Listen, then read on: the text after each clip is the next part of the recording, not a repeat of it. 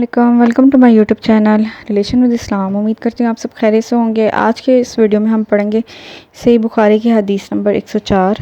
اعوذ باللہ من الشیطان الرجیم، بسم اللہ الرحمن الرحیم۔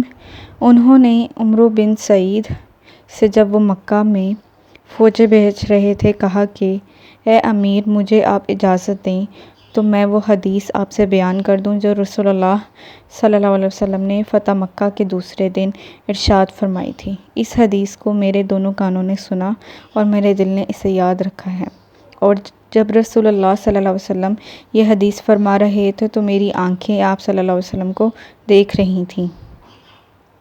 آپ صلی اللہ علیہ وسلم نے پہلے اللہ کی حمد و ثنا بیان کی، پھر فرمایا کہ مکہ کو اللہ نے حرام کیا ہے، آدمیوں نے حرام نہیں کیا۔ تو سن لو کہ کسی شخص کے لیے جو اللہ پر اور یوم آخرت پر ایمان رکھتا ہو، جائز نہیں ہے کہ مکہ میں خون ریزی کرے یا اس کا کوئی پیڑ کاٹے۔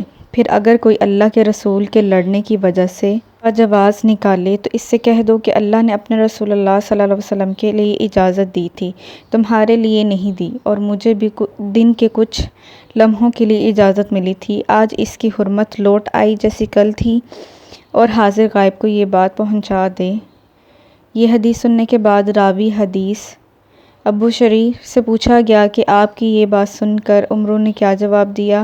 کہا یوں کہ اے ابو شریح، حدیث کو میں تم سے زیادہ جانتا ہوں، مگر حرم مکہ کسی خطا کار کو یا خون کر کے اور فتنہ پھیلا کر بھاگ آنے والے کو پناہ نہیں دیتا۔